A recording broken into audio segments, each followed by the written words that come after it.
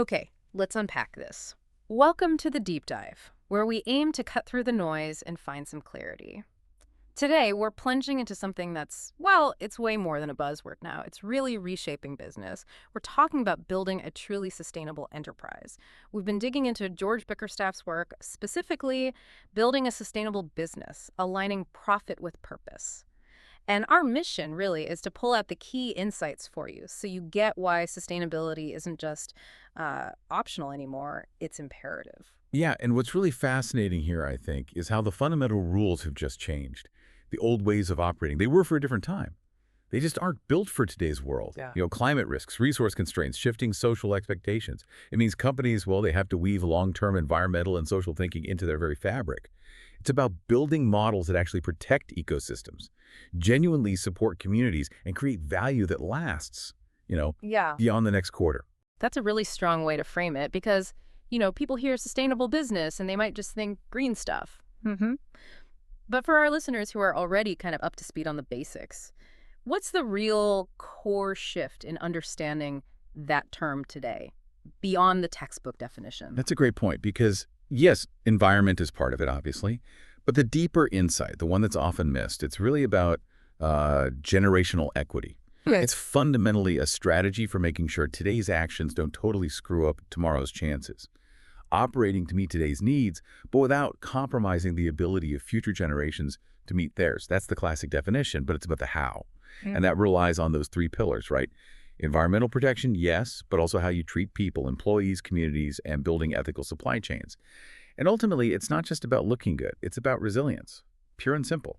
Companies built this way.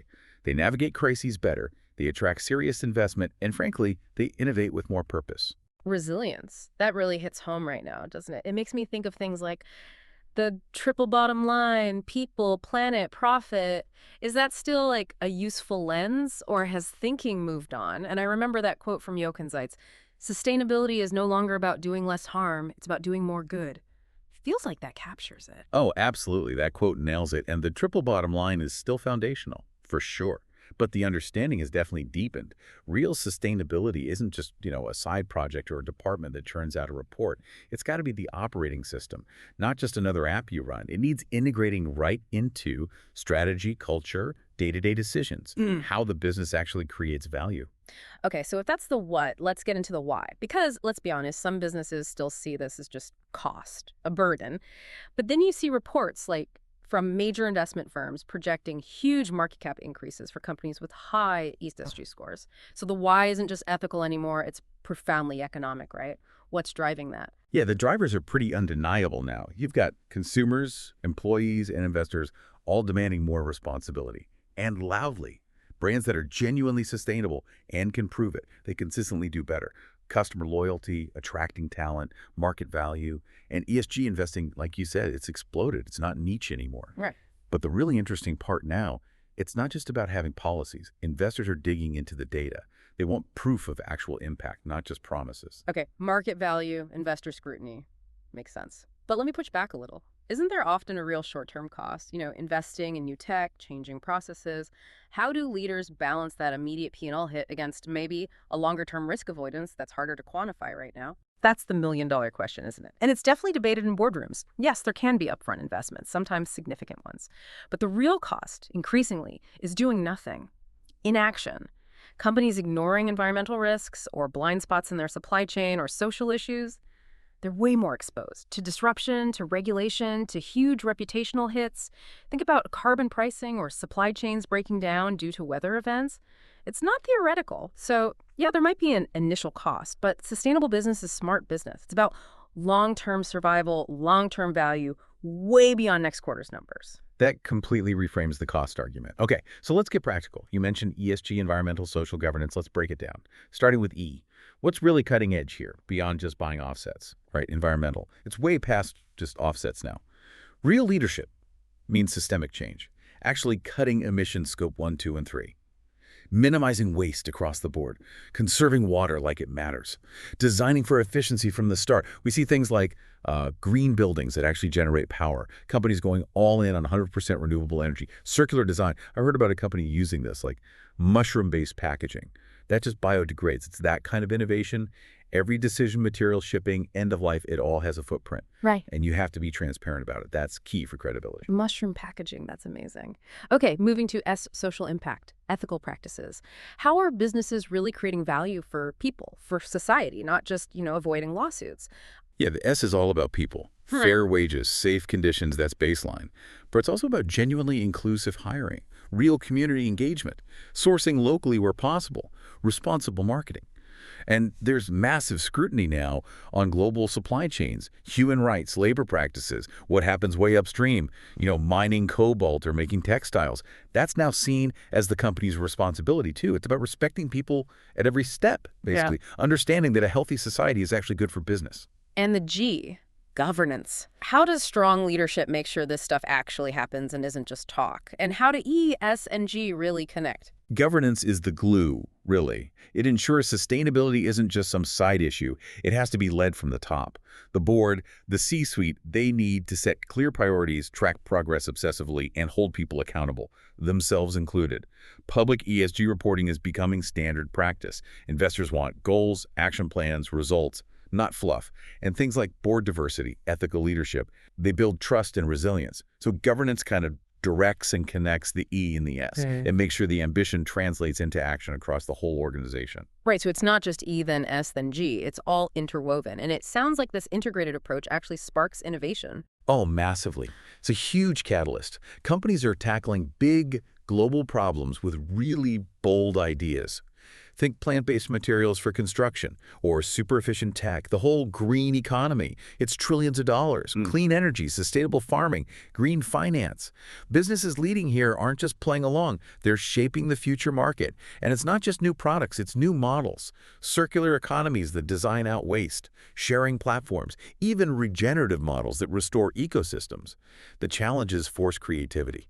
And what about the people inside the company? Employee engagement, how does sustainability play into that? That's crucial. People today, maybe especially younger folks, they really want to work for companies whose values align with their own. When sustainability is genuine, it boosts morale, gives a sense of purpose, and helps keep your best people, significantly. You involve teams, green office challenges, maybe mission-driven projects. You build it into onboarding, training, even performance reviews. When it becomes part of the culture, that's when it sticks. It becomes habit, not just policy. It's powerful. And that leads right back to the customer, right? They want this too. But with everyone talking green, how do brands stay authentic, avoid that whole greenwashing trap? Yeah, that's the danger zone. Customers are savvy. They look for real proof, transparency, verifiable claims, ethical sourcing, packaging you can actually recycle, positive impact they can see. But just saying it isn't enough. The substance has to be there. Greenwashing, making vague or misleading claims, it destroys trust fast. And regulators are cracking down too. The best way, be honest, engage people in the journey, share the data, the stories, maybe even co-create solutions. Loyalty comes from feeling part of something real and thinking bigger picture, aligning with something like the UN Sustainable Development Goals, the SDGs. That gives a global framework, shows you're tackling the big stuff, poverty, climate, energy. But the vision has to translate locally right. Action needs to fit the context, whether you're in London or Lagos. And partnerships are vital. NGOs, governments, communities, working together often scales impact much faster. Global goals, local action. Okay, so bringing all this together, what does this really mean for leadership? For the future of business itself, what kind of leader do we need? It means the winners tomorrow. They'll be the ones who truly integrate profit and purpose. No question. Sustainability isn't a project. It's a philosophy. It has to be. Leaders need to think way beyond the next quarter, like generational value. They need to be systems thinkers, building resilient, ethical, innovative organizations. Which, raises that big question, how the decisions we make now will shape everything, ecosystems, economies, reputations, for decades. Yeah. The call is pretty clear, I think. Build smarter, act bolder, lead with integrity. That's a really clear summation. Let's make sure everyone listening walks away with the absolute must-knows, the core takeaways. Okay, top 5 takeaways. Let's do it. 1, sustainability. Embedded everywhere. It's the operating system, not an app. 2, ESG, environmental, social, governance. These drive innovation and cut risk. Hugely important. 3, sustainable businesses are just more resilient and more trusted. Yeah. By everyone. 4, culture, transparency, accountability. You absolutely need these for any real long-term impact. Non-negotiable. And 5, Aligning with global goals like the SDGs, it boosts your vision and your credibility. Shows you're serious. Fantastic summary. And for you listening, if you're thinking, okay, what can I actually do? Here are 5 actions to consider. 1, really audit your operations, your whole value chain. Where are the impacts? 2, set actual measurable ESG goals and track them publicly. 3, get your employees and customers involved, make them part of the story, part of the solution. 4, innovate like crazy. Materials, models, processes, focus on cutting waste and emissions. And 5, don't go it alone. Collaborate. Find partners to help scale your impact. And just as critical, maybe 5 things not to do. Common pitfalls. 1, don't treat this as just PR. It has to be real. You have to be accountable or it'll bite you. 2, don't delay climate action because it looks costly now. Doing nothing will cost way more later.